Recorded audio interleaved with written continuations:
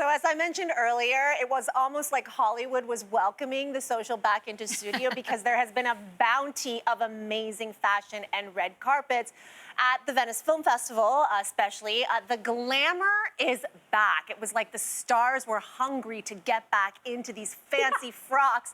So there were great high points in fashion and also risky fashion moments. Mel, were there any risky fashion moments that stood out to you? Risky, I guess this is the time when, if you're gonna do it, like a lot of people were feeling a little YOLO during this pandemic, so why not the stars? My risk taker at the Venice Film Festival, and you'll understand why I said risky, is Dakota Johnson. So she was there for The Lost Daughter. She comes out in this Gucci number, which just again brought me to my knees. But guys, I'm looking. You know what I'm looking at, right? Yes, I do. What undergarments is she wearing? What undergarments can you Because you need put? tips?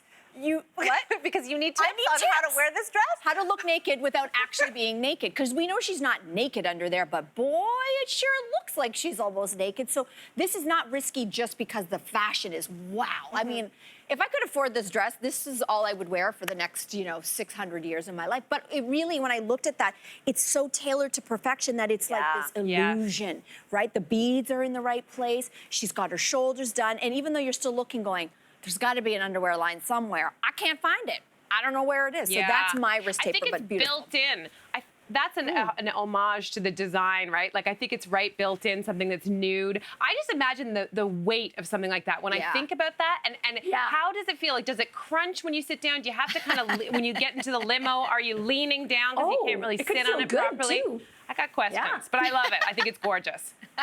How about you? Was there a look that stood out to you for a particular risk in? Yes, and I mean, I feel like Kate Hudson was a risk to begin with, but I also thought that Cynthia Reivo was a huge risk taker, and she's always fabulous on the red carpet, but she had two looks, so this is one. Beautiful. It's sort of Lady Gaga meets like a fancy librarian bee to me, but she was feeling herself. She, like, it reminded me of a Jiffy popcorn. Remember that from the 80s? I think it exists, right? It puffs up with popcorn, every child's delight. So I immediately am interested in this, and it makes me happy. This is another one where you wonder, how do you sit? Yeah. Yes. How does she sit? And is it crinkle? Like, are you sitting in eating the popcorn? It's in There's the a fellowship, and then it deflates at the end of the night. Yeah. It's true. Exactly. I But guess I you mean, don't have to I worry just about think that wrinkles. this is. You know what, Sin, too? did- Like, it's great to experiment when you're Cynthia Reivo because she's a member of the jury. So she has, like, multiple occasions every single night. For as long as the festival runs for, she has to show up on the carpet. So she's not there for, like, a two-shot deal. Yeah. It's, like, 12 nights of look after look after look. And so when you take have... risks. Plus screenings. Of course, you're going to take risks. Daytime screen. I was living for a lot of the daytime looks out of everyone as well. Yeah. Like where it's a little more casual. But this, Cynthia, you're totally right. That is Jiffy Pop, like extravaganza. Absolutely thrilling. I love it so much. It also reminded me There was maybe of another one. something Wait, like I you'd want see more. on a lunar Wait, before you pod. go in. Oh, Yeah. sorry, are you still going? Well, I just wanted to say it was like space-like as well. But go on with your next look there, kiddo. Oh my God, I want to just gush over Cynthia Reivo one more second, which is just that she also wore this amazing like confection made by Valentino. And honestly, it's like high fashion Muppet vibe. And again, she has so much fun. And the thing is that like we have missed red carpets. We have missed fun. And if you like, this is where it comes back to the injection of play and sensuality. Like imagine again, the tactile experience of being in Cynthia Reivo's just like vortex. I would want to just like with consent, just sort of, be a part of her skirt. And I just think like, again, she gives lessons on how to do a red carpet and own whatever you're wearing with confidence. I just love her. Yep. Sorry, Jess, go.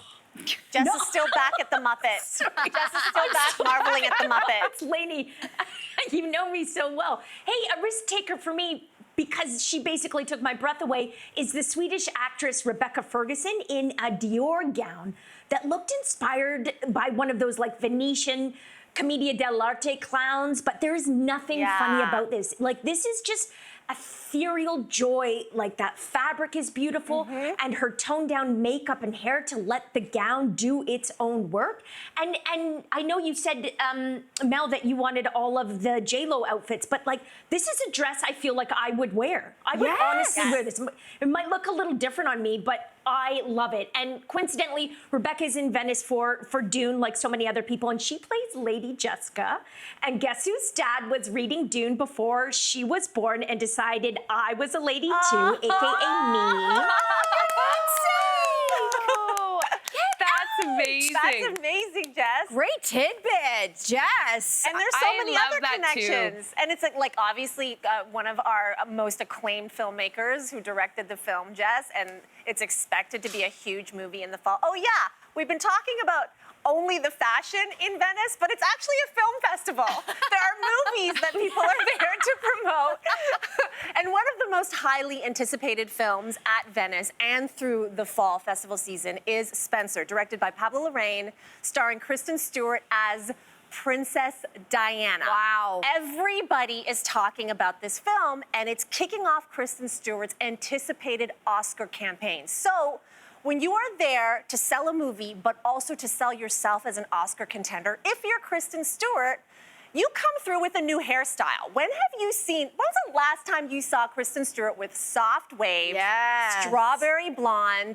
She's normally an edgy dresser, but this is about as conventionally pretty as we've seen from Kristen Stewart. And I think it's strategic. I think it's really smart. You've got still the pants, so you've got a little quirkiness there, but the bow and the color, it's not necessarily Princess Diana, but it's in that lane of, you know, I'm playing this historical figure, one of the most famous women in history, and here's what I'm gonna do. And I'll throw in some Chanel, because that's my brand, but I'm still Kristen Stewart, so when I'm wearing Chanel, I'm gonna make it short shorts. Take a look at these mega short shorts that she also wore. So this is like how you do Diana plus K-Stu equals Oscar campaign and possible Oscar winner. And if I have to say, get ready, everyone. this is the edgier side of her that maybe we're more used to. She's got the darker makeup. Those shorts are real short. That's about my length.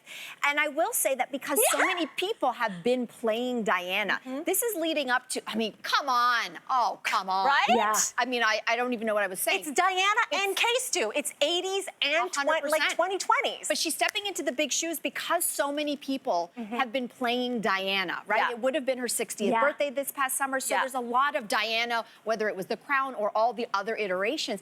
And even in all of those shows and movies and films, it is this role that she is going to come out and try to top them all. And by all accounts so far, it looks like she will. By all accounts, she's wiping the floor with them. Right. Like, everybody is saying this is going to be the Oscar performance, and it comes at a really interesting time. The royal family, the British royal family, as you know, Mel, is in some heat. You know, Meghan and Harry, Prince Andrew, and now suddenly another movie about how unhappy Diana was during her marriage to Charles, about how badly she was treated by the royal family. At this time when the monarchy is being questioned and you have one of Hollywood's premier actresses going for Oscar Gold and taking this performance with her. Oh, welcome to 2021, 2022, royal family. I can't wait to see how you react to this. It's going to be good. Yeah. I mean, I'll just say that I think I had that first outfit that she wore as a pair of pajamas back in the 80s. Anyway, there were...